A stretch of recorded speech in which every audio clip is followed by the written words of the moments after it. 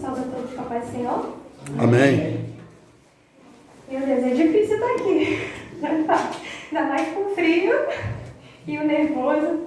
Mas o Senhor vai guiar todas as coisas. Vamos abrir a palavra do Senhor em Mateus, capítulo 10.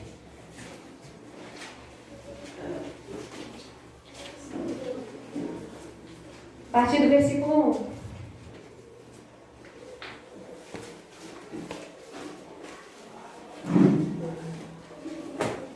Mateus 10, a partir do versículo 1, a palavra do Senhor vai dizer assim: E ele, chamando a si os seus 12 discípulos, deu-lhes poder contra os espíritos imundos, para os expulsarem e para curarem toda espécie de doenças e toda espécie de enfermidades.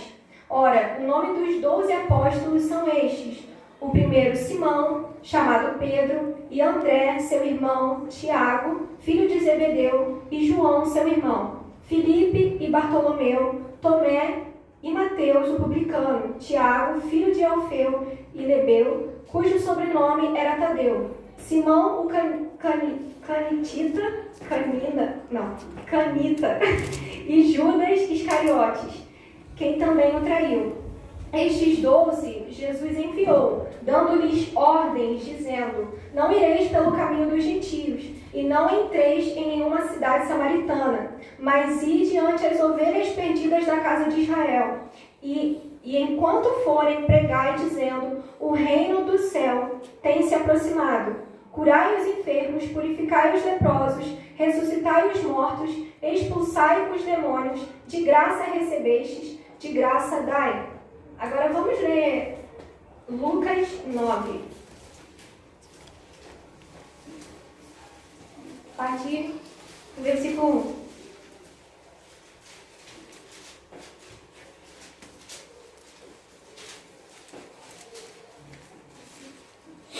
Amém.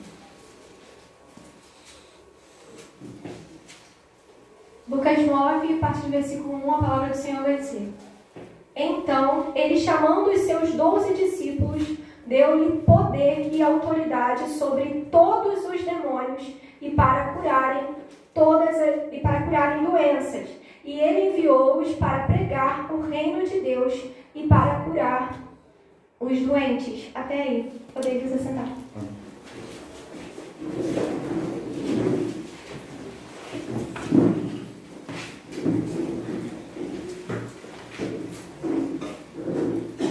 Começar, eu quero fazer uma oração ao Senhor.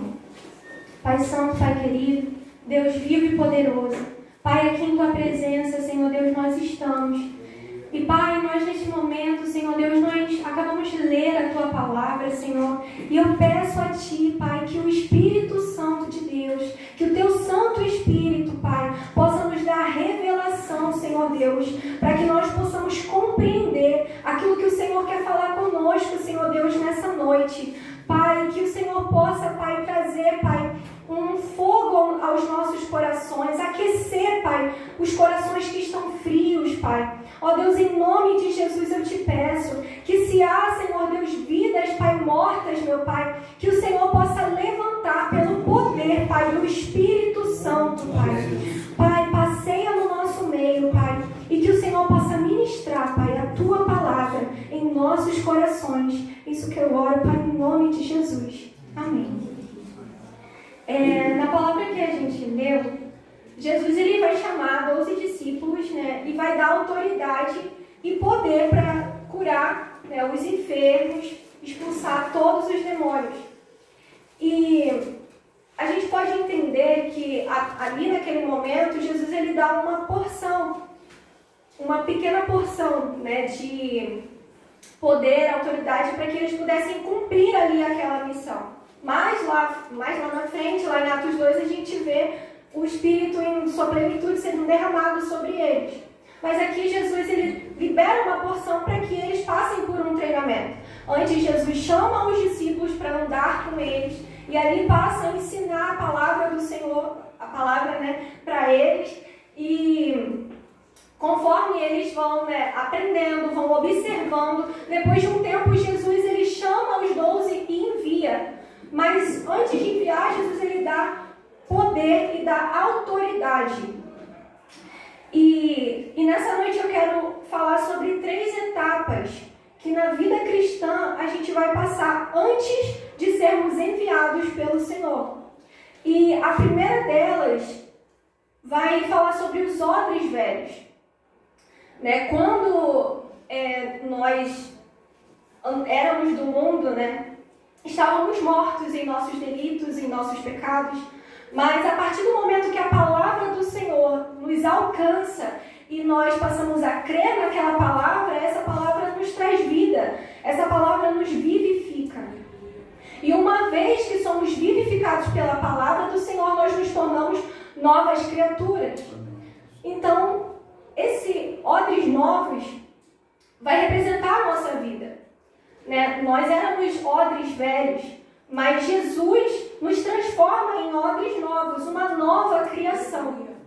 E uma coisa interessante dos odres é que eram recipientes onde eles colocavam vinho e costumavam também colocar azeite. E os odres novos, os odres no geral, eram feitos com peles de animais. E dentro desses odres novos era colocado o vinho novo.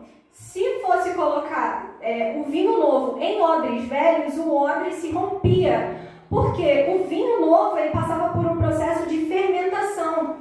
E isso fazia com que o odre se expandisse. A pele nova tem elasticidade, mas o odre velho, com a pele já ressecada, uma pele mais rígida, então não conseguia ter essa elasticidade e se rompia. E nós, como odres novos, nós, a partir do momento que se tornamos uma nova criatura, nós recebemos o Espírito Santo de Deus.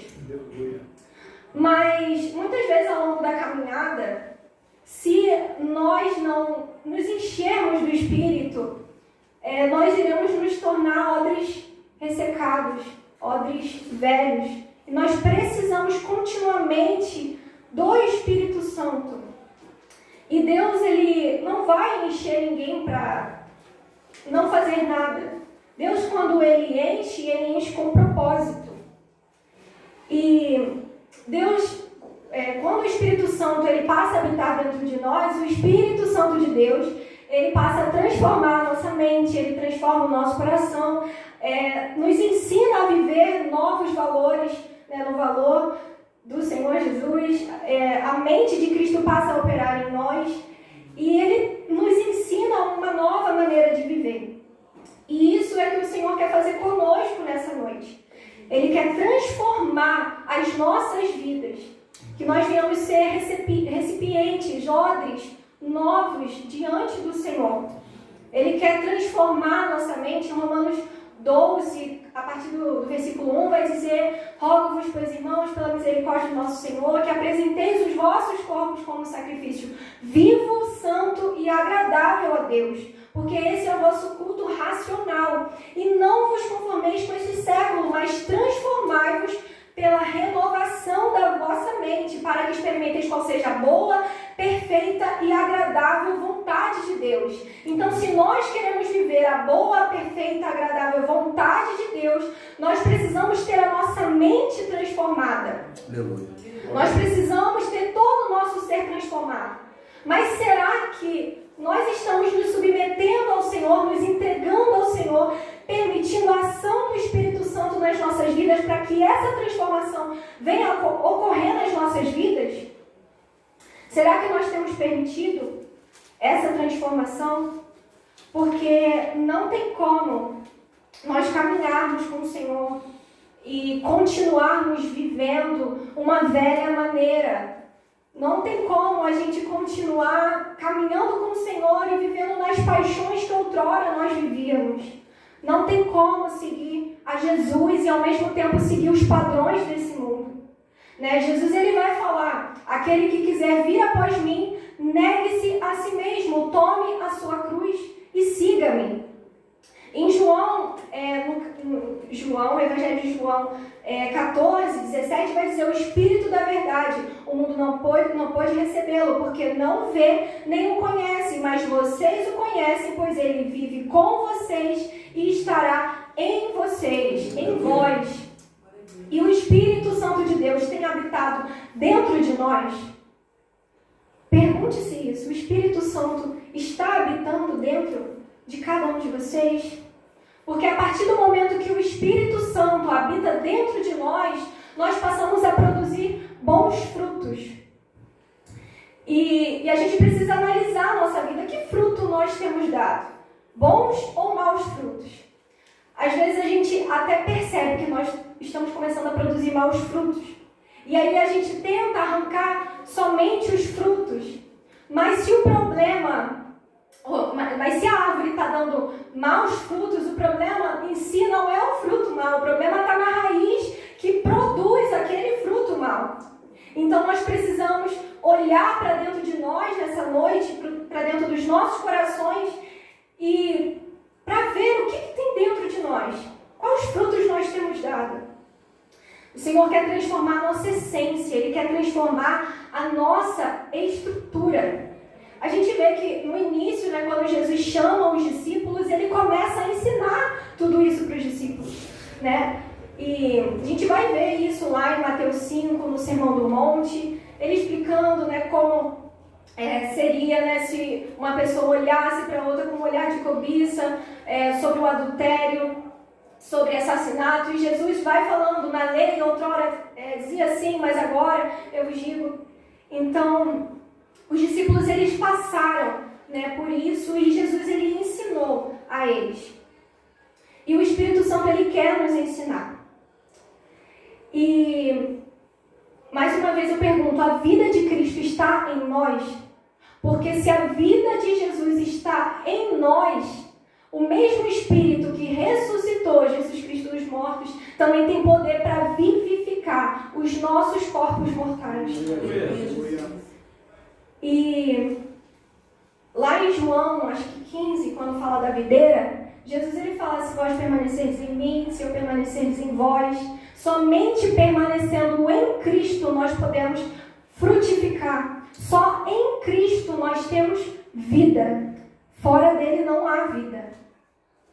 Mas, voltando aqui para o texto, então Jesus ele chama os discípulos, passa a ensinar para eles. Nós, quando nos convertemos, nós vemos para a presença do Senhor, o Espírito Santo começa a ministrar no nosso coração, começa a nos ensinar, começa a mostrar para a gente aquilo que está errado, e nós vamos arrancando aquilo dali. Mas, quando nós nos convertemos, nós vamos para onde? A gente vem para a casa do Senhor. E a gente passa por um período onde a gente começa a desenvolver como cristãos. Começamos a aprender, a caminhar, a como falar como crianças. Porque se nós nascemos de novo, então, logo espiritualmente nós somos um bebê. Então nós, na casa do Senhor, nós passamos a crescer, a aprender com o Senhor. E passamos por um treinamento. E assim os discípulos, eles também passam por um treinamento. Jesus, ele chama eles e não é imediatamente que eles são enviados. Antes eles passam por um período e observam aquilo que Jesus fazia, as curas, as manifestações do poder de Deus. Eles passam a ouvir a palavra do Senhor e logo depois de um tempo Jesus chama eles e dá poder e autoridade e os envia. E quando nós estamos na comunhão, no corpo de Cristo, nós aprendemos uns com os outros. E lá no texto que a gente leu, em Mateus 10, que diferente de Lucas 9, que não vai falar isso, mas Jesus ele dá uma ordem para os discípulos falando, não ireis pelo caminho dos gentios, e não entreis em nenhuma cidade samaritana, mas ide ante as ovelhas perdidas da casa de Israel. Isso é muito interessante, trazendo para nós, como eu estava falando, a gente se converte, a gente passa a aprender no meio do corpo de Cristo. E é como se no meio do povo, a gente começasse a... Jesus ele começasse a liberar aos poucos a gente aprender uns com os outros. De, às vezes, notar um irmão que está triste e o Espírito Santo ali incomodar para ir dar uma palavra simples para aquele irmão. Às vezes, uma oração. Isso tudo faz parte de um treinamento. Isso tudo faz parte do desenvolvimento daquela pessoa. E, às vezes, algumas pessoas podem achar que isso não é nada. Mas isso é algo grande. Porque são nada começa lá em cima, é de degrau em degrau. Pequenas coisas vão formando esse homem e essa mulher de Deus. E... Calma aí, gente. E há uma obra que o Senhor quer fazer no nosso meio. E nós precisamos ter equilíbrio para nós aprendermos a discernir o tempo e os processos que o Senhor quer nos levar a viver. Há uma obra do lado de dentro e há também uma obra do lado de fora. Mas há uma obra que é comum a todos os cristãos, que é o id, pregar o evangelho a toda criatura. Mas nós precisamos entender que há sim uma obra do lado de dentro. E durante esse processo de treinamento, nós permanecemos do lado de dentro. Porém, muita gente acaba se acomodando e só querendo ficar no lado de dentro. Quando, para a grande maioria, a obra vai ser lá fora. Poucos foram separados para o lado de dentro, para poder cuidar dos novos convertidos, cuidar daqueles que foram feridos, às vezes lá fora, trabalhando lá fora. Aqueles que estão ali dentro também são separados para instruir, para esse processo de crescimento. E a gente precisa ter muito discernimento, precisa ter muita sabedoria, entendimento para entender qual é o nosso chamado. Quando nós estamos também do lado de dentro, trabalhando, quando estamos do lado de dentro, o Senhor nos desenvolvendo, nós passamos a conhecer mais o Senhor.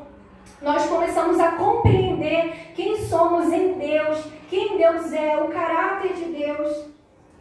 E tudo isso, o Senhor, Ele trabalha dentro de nós para criar uma estrutura. Nós precisamos ter essa estrutura. E a nossa função também é sempre estarmos quebrantados diante de Deus e dizer a Ele: eis-me aqui, envia-me a mim. Mas antes de todo o envio, como eu disse no início, Deus ele dá autoridade e poder àqueles que são enviados. E Leonard Henry Hill, em seu livro Porque Tarda o Avivamento, ele vai dizer que quando Deus ele abre as janelas do céu para abençoar, o inferno abre as portas para nos intimidar. Então, Deus ele nos dá treinamento, ele nos dá estrutura, porque quando Deus ele derrama algo sobre as nossas vidas, derrama do Espírito, derrama do poder, isso nos põe na vitrine do inferno, isso chama a atenção, e o inimigo de nossas almas, Satanás, vai fazer de tudo para tentar nos arrancar da presença do Senhor, vai fazer de tudo para matar a nossa fé. Então Deus, ele separa um tempo onde Ele nos dá estrutura. Mas muitos não entendem que é necessário esse tempo. E aí se converte, quer ir, quer fazer e tal, mas às vezes nem sabe, não entende o mundo espiritual ainda, não tem estrutura. Precisa se aprender, precisa entender muitas coisas ainda. Às vezes nem entendeu quem é em Deus.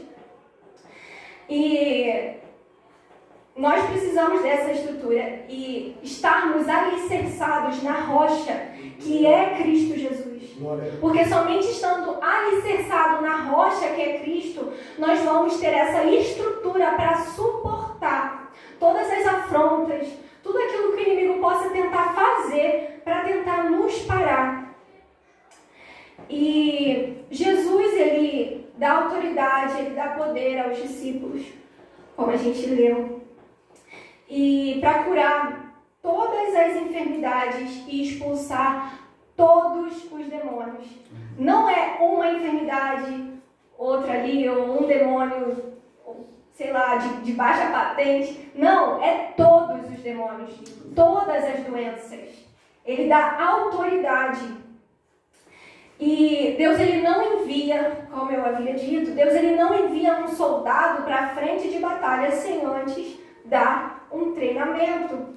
Porque se nós vamos fazer algo em nome de Deus e Deus não nos enviar para aquilo, se nós fizermos algo mediante as nossas próprias forças, isso pode gerar morte. E um exemplo disso está em Atos, capítulo 7, Estevão vai falar de Moisés. Que Moisés, ele entendeu que por intermédio de suas mãos, da sua vida, Deus o usaria para libertar o povo. Então ele entendeu e ele achou que os irmãos também entenderiam. Então ele vê um egípcio oprimindo um hebreu e ele pega e mata aquele egípcio. E logo depois ele vê 2 hebreus brigando e ele vai até os irmãos e fala: irmãos, por que vocês estão fazendo isso? E aí os irmãos pegam e respondem: quem te constituiu príncipe sobre nós? Quem te constituiu príncipe? Em outras palavras, aqueles hebreus estavam dizendo: quem você pensa que é? Quem você pensa que é? Que autoridade você está achando que tem sobre nós? Então, nós precisamos tomar muito cuidado. Outro exemplo também, ainda em Moisés, eu ia esquecendo, é que logo depois disso, Moisés, ele passa um período de 40 anos lá na terra de Midian, se não me engano. Ele passa 40 anos lá e Deus trata de Moisés. E depois Deus se revela a Moisés e fala que ouviu o clamor do povo e que estava enviando Moisés para libertar o povo. Ou seja, Moisés, ele entendeu certo. Realmente era aquilo que o Senhor queria que ele fizesse, mas Moisés ainda não estava pronto.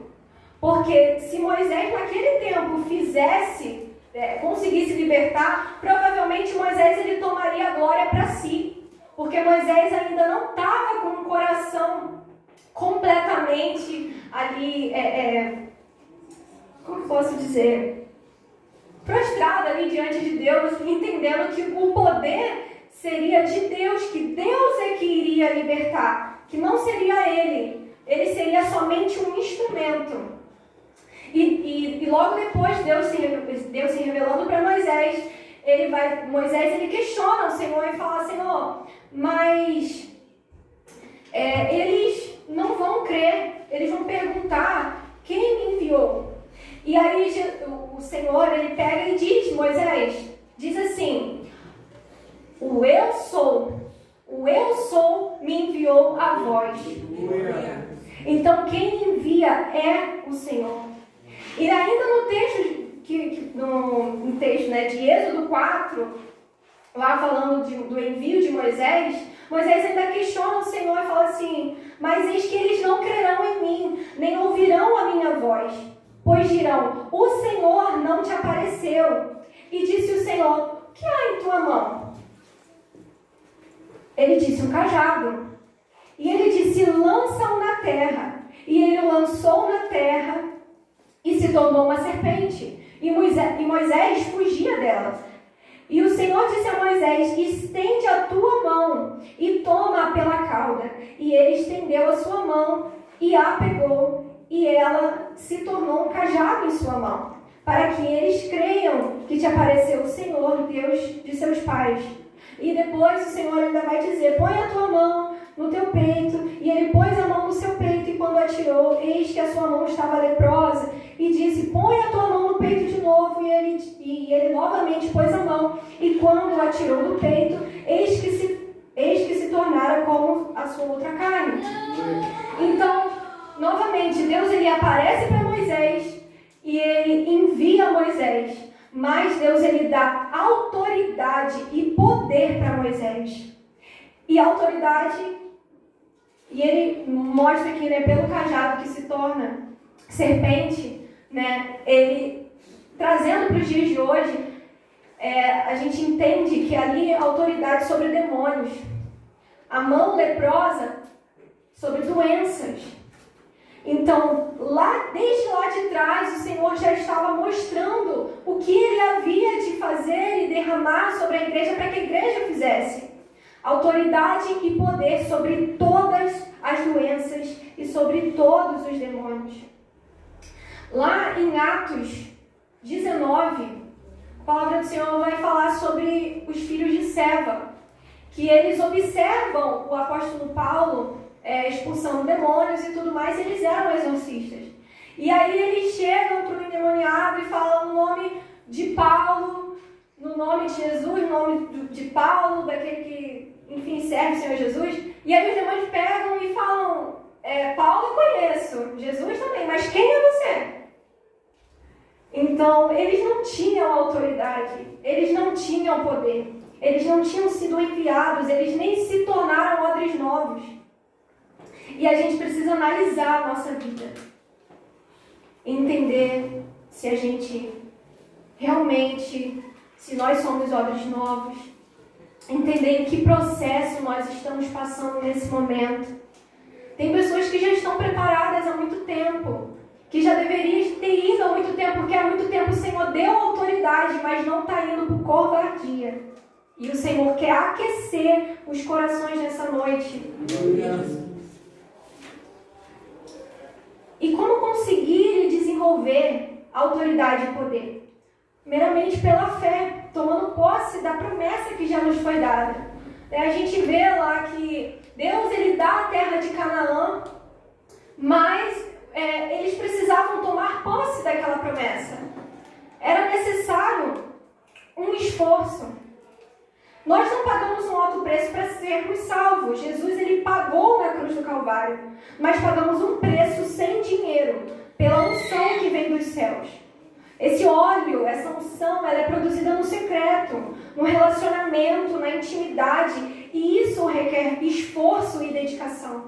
É esse o esforço que nós precisamos para obter esse poder e essa autoridade. Essa entrega ao Senhor, entendendo que não é pela nossa mão, não é pela nossa força, mas é pelo Espírito Santo de Deus. Nós não temos poder algum de convencer uma pessoa a se converter ao Senhor. Não temos poder. Quem convence é o Espírito Santo de Deus. Até para orar, nós precisamos do Espírito Santo de Deus. Porque não somente Ele vai gerar dentro dos nossos corações esse anseio, essa fome de Deus, para buscarmos a presença do Senhor, como também Ele conserta as nossas orações, porque a gente não sabe orar como convém. E é o Espírito que nos ensina a orar. Nós somos necessitados do Espírito Santo. Necessitamos desse poder, dessa autoridade. E também o jejum é um aliado. O jejum ele nos deixa mais sensíveis ao mundo espiritual, mais sensíveis à presença de Deus. O jejum ele aumenta a nossa fé. Não é para que a gente consiga de Deus o que nós queremos, mas para que Deus consiga de nós aquilo que Ele quer fazer.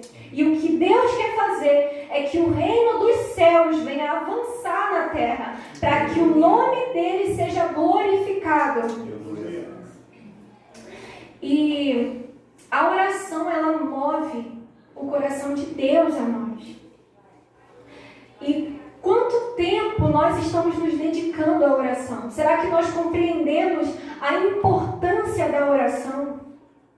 Nós necessitamos orar. E Jesus, ele fica 40 dias no deserto, em jejum, em oração, e ele entra cheio do Espírito Santo, mas ele sai cheio de poder e autoridade. Lá em Lucas 4, eu acho que vai falar isso, que ele sai cheio de poder e autoridade. Tanto que quando Jesus ele se põe a pregar, as pessoas perguntam: quem é esse que fala com autoridade? Quem é esse que os demônios se submetem? Quem é esse? Jesus ele sai depois de um longo período de oração, de jejum, cheio de poder e autoridade. E quanto tempo nós estamos dedicando a isso? Será que essa prática tem sido viva nas nossas vidas ou temos sido negligentes? Será que a gente não compreendeu que isso Como eu posso dizer?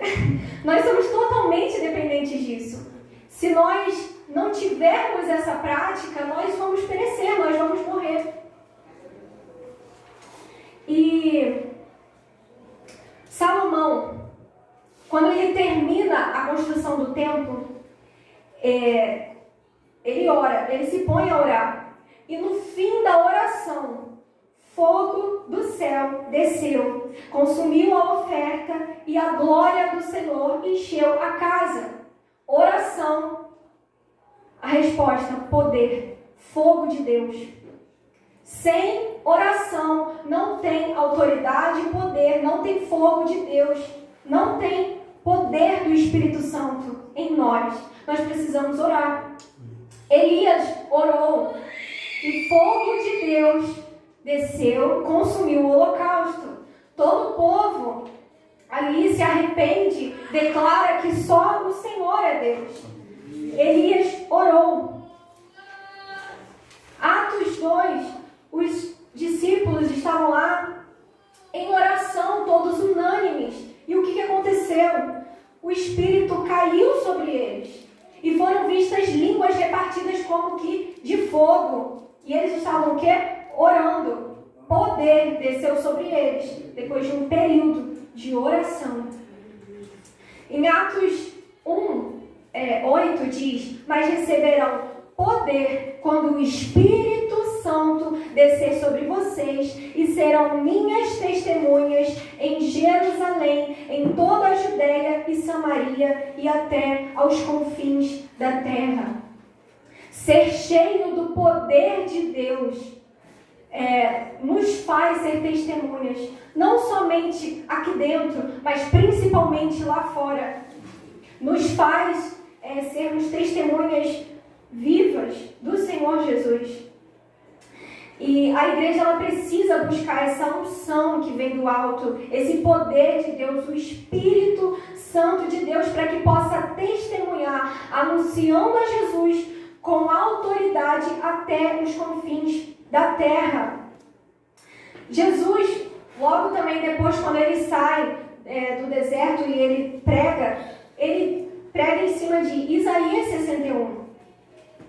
Em Isaías 61 vai dizer assim: o Espírito do Senhor Deus está sobre mim, porque o Senhor tem me ungido para pregar boas novas ao pobre. Ele tem me enviado para atar as feridas do dilacerado, para proclamar a liberdade dos cativos e a abertura da prisão para aqueles que estão encarcerados, para proclamar o ano aceitável do Senhor, o dia da vingança do nosso Deus, para confortar todos os que planteiam. Então o Senhor ungiu para quê? Pregar. Ungiu para quê? Para libertar. Ungiu para quê? Para curar. Ele unge com um propósito. E nós precisamos de poder. Precisamos dessa unção que vem dos céus para que nós possamos anunciar a palavra de Deus. E corações venham se converter. E corações venham se derreter diante da presença de Deus. Nós precisamos sermos cheios do Espírito Santo. E em 1 Coríntios 2, versículo 4 vai dizer: minha mensagem e minha pregação não consistiram de palavras persuasivas de sabedoria, mas consistiram de demonstração do poder do Espírito, para que a fé que vocês têm não se baseie na sabedoria humana, mas no poder de Deus. Romanos 10, 15. E como pregarão se não forem enviados? Como está escrito: como são belos os pés dos que anunciam boas novas. A nossa pregação não pode consistir em palavras de sabedoria humana, mas a nossa pregação tem que ser baseado na palavra e cheia do poder de Deus. Porque é isso que vai quebrantar corações, é isso que vai fazer com que grilhões, cadeias venham se romper. O poder que há na palavra de Deus, a unção do Senhor sobre as nossas vidas. E nós precisamos dessa autoridade e desse poder, porque senão não tem envio. E Deus é quem nos envia. Em Lucas 10, versículo 2 diz: portanto, lhes dizia, a colheita verdadeiramente é grande, mas poucos são os trabalhadores. Orai, pois ao Senhor da colheita, que envie trabalhadores para a sua colheita. Então, quem quer evangelizar, quem quer anunciar, quem quer fazer algo para o reino, ore, porque é Deus que envia. E se Ele envia, Ele capacita. Então, se Deus já está te enviando há muito tempo, vai, porque Ele já está te dando autoridade e poder. Porque Ele não envia vazio, Ele envia um vaso cheio para derramar sobre a vida daqueles que estão vazios. E Deus, Ele quer fazer de nós as suas testemunhas.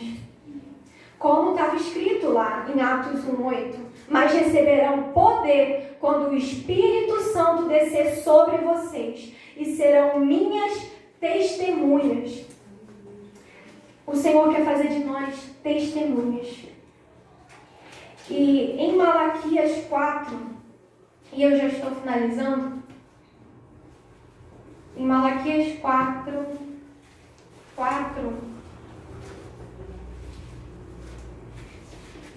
a palavra do Senhor vai dizer: pois eis que o dia vem e queimará como forno, e todos os orgulhosos, sim, e todos os que cometem perversidade serão como a palha, e o dia que vem os queimará, diz o Senhor dos Exércitos. Isso não lhes será nem raiz, nem ramo. Não, isso não lhes deixará nem raiz e nem ramo. Mas para vós que temeis o meu nome, o sol da justiça nascerá, com cura nas suas asas, e sairei e crescereis como os novilhos de estrebaria. E pisarei os perversos, porque eles serão cinzas debaixo das solas de vossos pés, no dia em que eu fizer isto, diz o Senhor dos Exércitos.